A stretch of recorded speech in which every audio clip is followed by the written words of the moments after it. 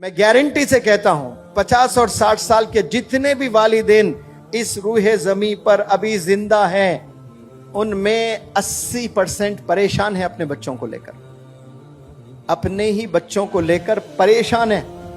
और जब आप लोग पैदा हुए थे बेपनाह खुश थे कि मेरे घर रहमत आई है, लड़की पैदा हुई है, मेरे घर लड़का पैदा हुआ, वारिस आया है। बहुत फख्र महसूस कर रहा था बाप। जब बाप को एक वारिस मिलता है ना, उसको पूरी दुनिया मिल जाती है। और एक बेटी पैदा होती है तो बाप बेपनाह खुश हो जाता है, ये तो रहमत आई है अल्लाह की। बेपनाह पैसे नहीं थे, कहां कहां जाकर दूसरों से उधार लेकर दावतें करने लगा। बहुत खुश था, बच्चों को अच्छे अच्छे कपड़े लाने लगा, खिलौने लाने लगा। जेब में पैसे नहीं है, लेकिन दोस्त से उधार लेकर छोटे छोटे खिलौने, जाकर बाजार से चॉकलेट लाने लगा, आइसक्रीम खिलाने लगा, पार्क ले जाने लगा, क्या क्या सब करने लगा। इसका सिला 15 साल में नौजवान बच्ची दे रही है किसी के साथ भागकर। इसका सिला नौजवान दे रहा है ड्रग्स में इन्वॉल्व होकर। जो टीम बन गए, आपकी अम्मी आपके अब्बू एक टीम बनकर आप पर फिदा हो गए, आपकी ग्रूमिंग में लग गए, आपके रेजिंग में लग गए, खिलाने में लग गए, पिलाने में लग गए, पहनाने में लग गए, पढ़ाने में लग गए। सारे आपके लिए काम दोनों मिलकर एज ए टीम कर रहे हैं। और 15 साल के बाद आप रिवेंज ले रहे हो, बदला ले रहे हो, जलील कर रहे हो अपने वालिदैन को। सोचने की बात है, जिसने जिंदगी फिदा कर दी आप पर, उसको आप तमाशा मारते हो मुंह पर। जिसने अपना खून पसीना लगा दिया आप पर, आप उसको रुलाते हो, आप उसको परेशान करते हो। सोचे थोड़ा सा आप, अकेले तन्हा कभी ऐसा भी सोचे, जैसा आप सोचते हो वैसा तो सोच रहे हैं, सब सोच रहे हैं। कभी आप मैं जो बोल रहा हूं ना, उस पॉइंट ऑफ व्यू से भी सोचिएगा। अरे हाँ भाई, सर जो बोल रहे हैं सही तो कह रहे हैं। दोनों मिलकर ये जिंदगी फिदा हो गए मेरे पर, मुझ पर अपने आप को खपा दिए। ये दोनों मेरे लिए ही जी रहे हैं लोग। इनका कोई और मकसद नहीं है, कोई एम नहीं है। बस इनका एम ये है कि मुझे पढ़ाएं, मुझे खिलाएं, मुझे पहनाएं, मुझे अच्छी जिंदगी दें। और वापस मैं क्या दे रही हूं मेरे अब्बू को, मेरे अम्मी को? मैं जलील कर रही हूं। मस्जिद जाने डर रहे हैं मेरे वालिद नमाज को लिए। क्यों? मैंने ऐसी घिनौनी हरकत कर दी कि मस्जिद में जाकर नमाज पढ़ने बाप डर रहा है, शर्मिंदगी से चेहरा नहीं दिखा पा रहा है। थोड़ा सा इमेजिन करें, आपके वालिद है, मस्जिद में नहीं जा पा रहे, वहां जहां बचपन से नमाज पढ़ा करते थे। आज आपने ऐसी हरकत कर दी जो वालिद मोहल्ले में किसी के मुंह दिखाने लायक नहीं रहे। आपकी हरकतों से ड्रग्स में इन्वॉल्व, शर्म आ रही है बाप को। गलियां बदलकर दूसरे गलियों से जा रहा है। ये नौजवान ऐसे तोहफे दे रहे हैं अपने वालिदैन को।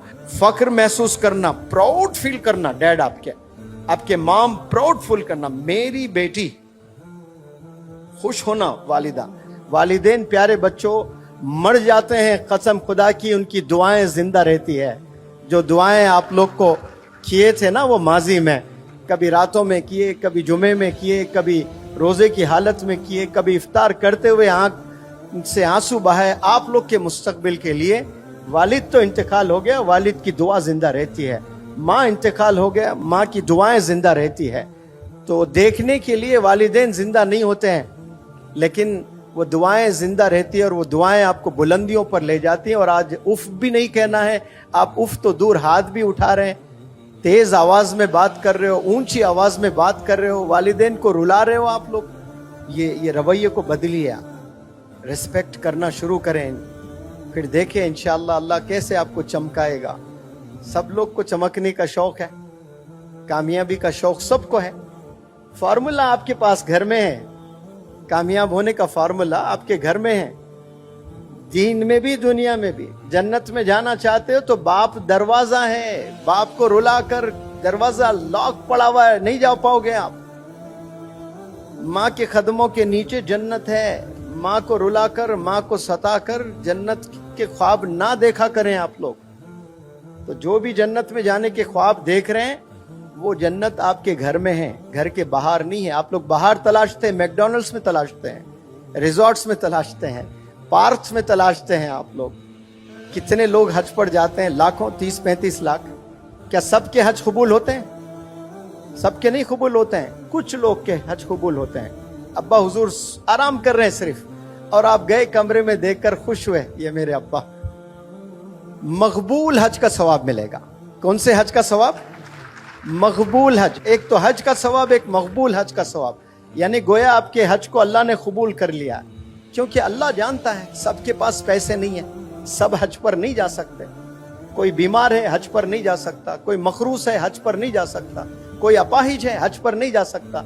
वो बंदा अपने वालिदैन को मुस्कुराते हुए देखे, हज का सवाब मिलता है। लेकिन गफलत की जिंदगी में नौजवान जी रहे हैं, उन्हें पता ही नहीं, और हज पे जाते हैं, बड़े खुश होते हैं, वालिदैन को सता रहे हैं। तो अल्लाह को ऐसा हज भी नहीं चाहिए, ऐसे नमाज भी नहीं चाहिए जो वालिदैन को 365 दिन रुलाते हो, और आप हज पर भी जा रहे हो, साल में 2 उम्रे भी कर रहे हो, 5 वक्त नमाज भी पढ़ रहे हो, चैरिटी भी दे रहे हो, लेकिन जो असल काम आपने करना है घर में, जो वालिदैन की खिदमत, उनकी रिस्पेक्ट, वो ना करें तो फिर कुछ नहीं।